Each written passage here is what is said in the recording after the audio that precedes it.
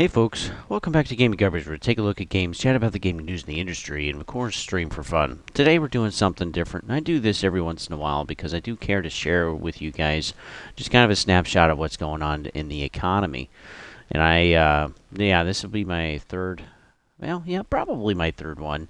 I'd have to look, because again, I don't do these very often. I understand this is a gaming channel, but this honestly affects everybody. And I know too, there's basically two types of people.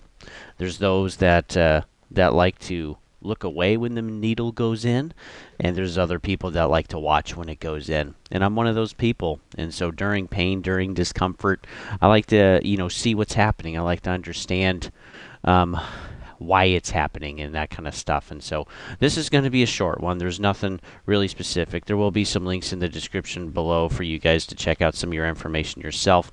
But a lot of this is readily available, but it's not very readily available in the headlines. So take a mind and, be aware of that. So let's go ahead and get into this. So most of the data that we're going to be talking about is going to be Q1 of 2024 or the latest data for May, or in even a little bit of June of 2024. So the savings since 2020 is now officially negative.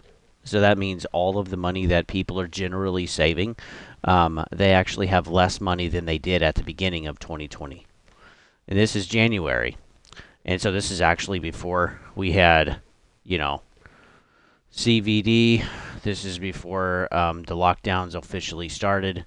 This is before all of the stimulus money that we had. And so we're taking a look at January of 2020, and now we actually have less money saved as a society in the United States than we did prior. We also have a lot higher inflation too. Things just cost more. We all see that, and the numbers that we see of just 3% whatever are just bogus. But I don't think what people are understanding is that it's a ratcheting up of inflation, and as long as that number is positive, the cost of goods are constantly going up on an average every 12 months. And that's what's painful. That's what we're experiencing. And we had an insane amount of inflation of 9% over a running 12-month period, and that was really tough. But yeah, we haven't seen any negative inflation, and so what that means is that the prices actually really haven't gone down generally anywhere. Some things I have noticed have gotten cheaper, but have they gone back to the pricing that we had in 2019? No. That hasn't happened, and I don't think that'll happen probably for a while. And this is what stimulus gets us ultimately.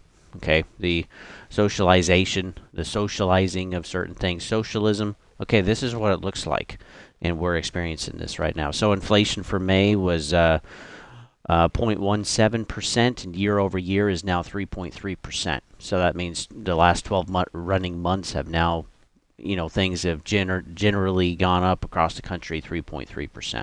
This also includes like food and energy and all of this other stuff they don't want to include because it's everything that we need, and it honestly makes the inflation rate be higher. And so they just want to look at discretionary goods. But this also shows that people are still doing and still buying discretionary stuff that they really don't need, like iPhones and tickets and all of that stuff, and your coffee at Starbucks. People are still buying all of that stuff. 90 days or more late on payments. This is Q1 of 2024. Auto loans are at 4.4%. This has been trending up for generally about a year now. And then credit cards, too, are actually trending up. And this is actually getting pretty high. This is at 10.7%. And so almost 11% of the people that have credit card debt, they're 90 days late, which is crazy. That's getting pretty serious. And so this is leading to a lot of stuff like charge-offs. And this is where banks ultimately just assume they're never going to be paid back. And so, those charge-offs for across all banks, across all forms of debt are 2.8%. And the charge-off rate is actually still rising. Delinquency is just they're 90 days late, but once they start getting past that 90 days, eventually, they just assume that there's going to be charge-offs. But we're seeing a thing, too, where there's less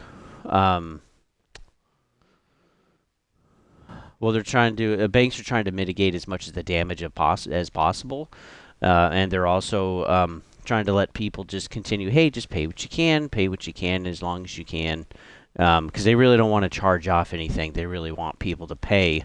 You know, if it's a few people, that's one thing, but once you start getting north of 5%, that starts to be pretty dangerous. And some groups, even some of the bigger ones, are really starting to have issues. Banks, too, are also setting aside more money. Even with the tens of billions they've set aside for charge-offs already, they're expected to set aside tens of more billions to deal with these charge-offs for, you know, credit cards or personal loans or whatever. And it's really getting pretty bad. But yeah, the biggest part of these charge-offs are actually credit cards. Again, that 10.7%, 90 days delinquent. Eventually, they're like, look, they just have to write it off. They know they're not going to get paid. Taking a look at student loans, we're looking at $1.6 trillion now in student loan debt. And a lot of this is in the private sector, not federal government loans or state loans. But reporting is going to technically start in Q2 of 2024, so it should be actually pretty dang soon. Well, we should be in it right now because we're in month 7. And this is really going to start to be a problem with those that are actually late, because while we have 1.6 in student loans, trillion in student loans, it's expected to be that somewhere between 30 and 40% will actually be late on their payments, or many just, again, won't pay at all. And we've even heard this or seen this in interviews through news stations or through interviews that we've seen on YouTube, is that, yeah, really people just feel like they can't pay it. They got other stuff to pay for first, like shelter or food or gas or whatever, okay, things that keep them living, and the student loan debt doesn't really do anything for them because they can't use the degree that they got in the first place.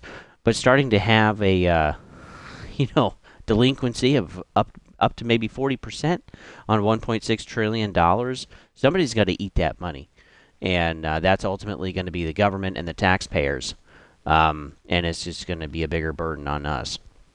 Taking a look at ICE Mortgage Monitor report. This is, they just put this out. This is taking a look at everything up to December of 2023. So this is some of the latest we can actually get. Mortgages are about 3.6%, 30 days late. This is actually quite a bit higher, and it's been trending up since Q1 of 2023. So we've had roughly 18, well, let's see, this would be an entire year of things trending up since January of 2023. And they're still going to be rising up. The little preliminary stuff that I'm hearing right now is, they're still going to be going up, unfortunately. FHA, which is first-time home buyer, they're actually at the worst at 11.25%, where they're 30 days delayed. And a lot of the originations 6 months ago also aren't looking very good. First-time home buyers are at 6 months, or 6% are delinquent.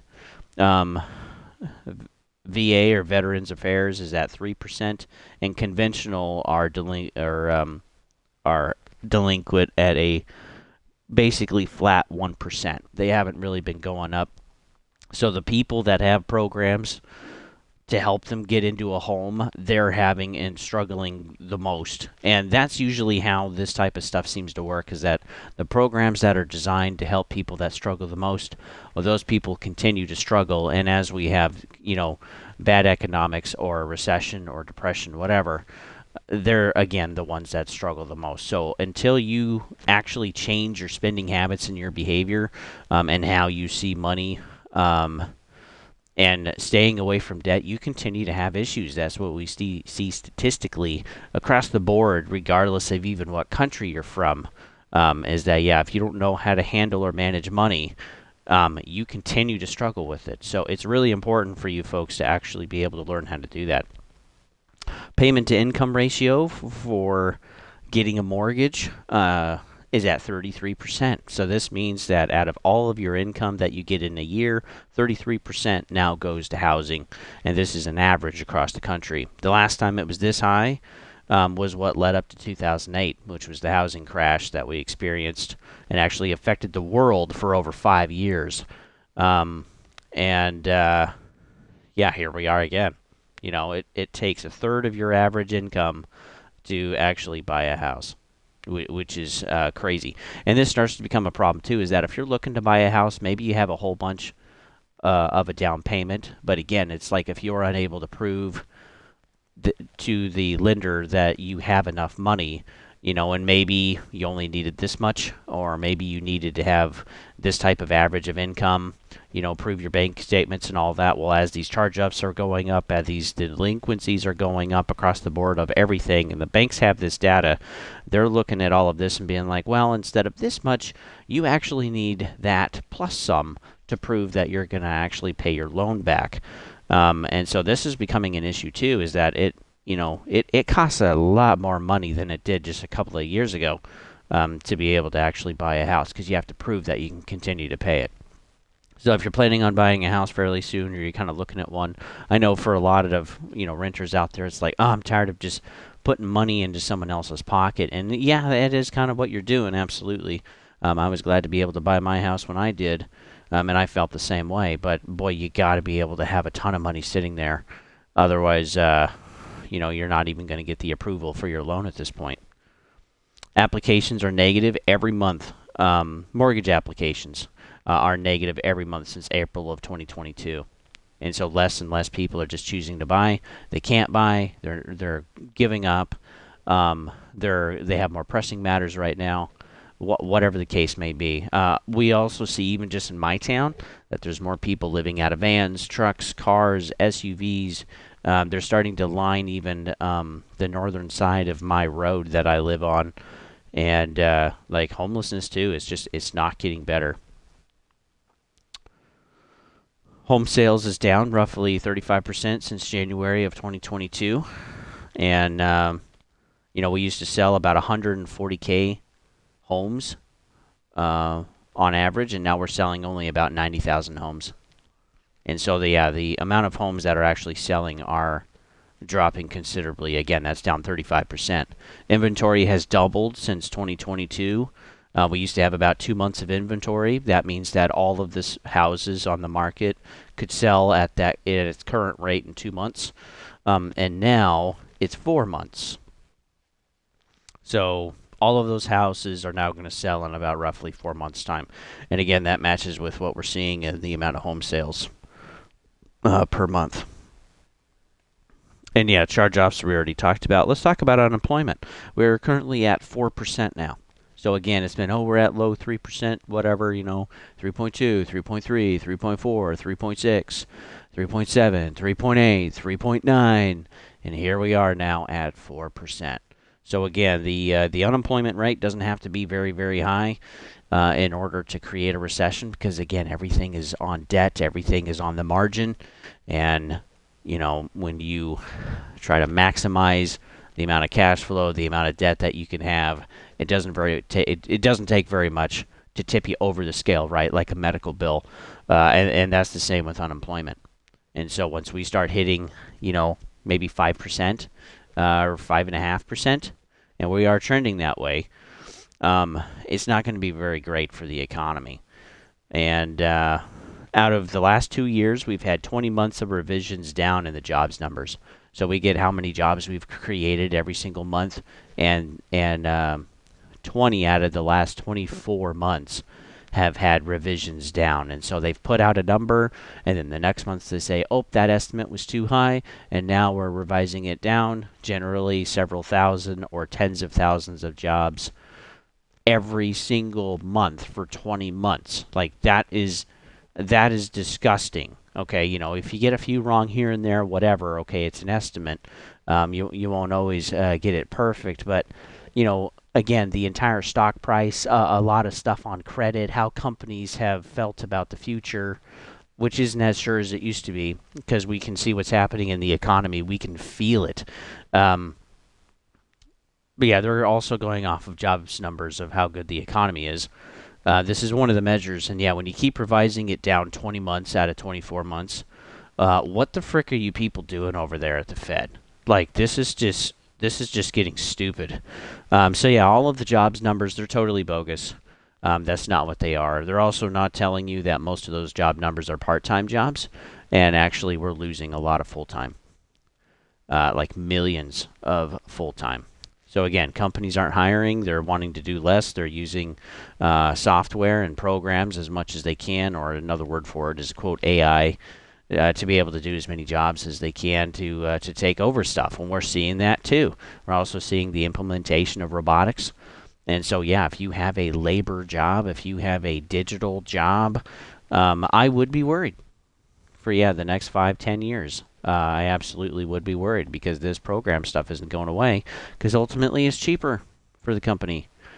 And how do you compete a machine for a machine, or how do you compete with a program that doesn't have to sleep, doesn't have to eat, doesn't have time off, doesn't have to, uh, doesn't have kids, doesn't have to take parental leave, none of that stuff. Doesn't have to have a 401k, doesn't have to have benefits. Like the laws are totally different for a program, and maybe it's expensive in the short term, but in the long term, it's saving them a ton of money, and they know it. Job openings. We used to have a couple of years ago. Again, we used to have over 11 million job openings. This was like the Great Resignation, and that's over, folks. It's so over. We're starting to have more people even come in just to my place of work because again, people are looking for jobs, and this isn't just like young folks like it was for a while. This is also like middle-aged folks. People in their 30s and 40s, just needing work. And they're moving from different states, which is crazy. Like we've had folks from Washington, we've had folks from Utah, we've had folks from California, Idaho. They've just kind of been coming wherever they can find work. And yeah, over the last, job openings, we're currently at 8 million. So we've gone from 11.2 million job openings down to now 8. Over the last 12 months, we've also lost 3.2 million jobs. And again, a lot of these are full-time. I mean, yeah. And this is the state of the economy. It really is. I mean, whether you're looking to buy a house, whether you're looking to start a business, whether you're looking to change jobs, buying a new car, whatever it is, okay, just be careful, folks. Be minimal with your debt, and save your money. Save it for a rainy day. Buy treasuries through U.S. Treasury Direct, and gain a little bit of an interest rate on those. You can go through a bank as well, but I would also be careful with that too, because again, the banks aren't as healthy as they say they are. And so far I haven't had any withdrawal limits. But the even the FDIC is like, yeah, banks aren't healthy right now. We can cover like 1%, 1.3% of what's actually in the banking system. After that, we can't cover any of that. So if we get enough runs on the banks, if enough banks fail, the FDIC isn't even going to be able to cover everything. And the Fed and the Treasury are going to have to paper over what's going on with the TGA and with just adding on to their balance sheet and taking on the debt instead of the private sector. And that's just handing it over to the gov, and also burdening the taxpayer too. And this is a prime example, folks, is that people are beyond their skis here. There's too much debt in the system. They can't afford their costs of insurance. They can't afford their car repair. They can't afford buying a new car, or I suggest buying a used one. Okay, $3,000, $5,000. That's as high as you go, bro. And just stick with that. People too. It's like it's crazy what they want for a single family home. I mean, they're looking at $2,000. And a condo, or 1,800, depending on where you're living. And just to think of the cost of what things used to be to compared to what they are now. Like, let's take my house for example. With taxes, insurance, mortgage, everything, we pay $1,450 for the house that we're living in right now. And if we were to buy it today, it would be $3,000. $3,000 a month. Same house, double the price. I mean, that is just the state of the economy and the state of inflation that we have, and just the cost of everything going up, and the interest rates and whatever. Yeah, it's just insane. So please be careful, folks. I do this not to really scare anybody. I don't do this to scare anybody. Excuse me. I don't do this to push it into anyone's face or whatever. It's just for those that want to be made aware. You can be made aware. And again, this data is available. It takes a little bit to sift through, even trying to find the websites and the databases to know where this data is. But there it is, and it's ugly. So yeah, just be safe, just be careful, folks. And again, ultimately, if you want to make it, you just have to do with less. That's what a recession is. So with that, folks, hopefully you guys are doing well. We'll see you guys on the next one.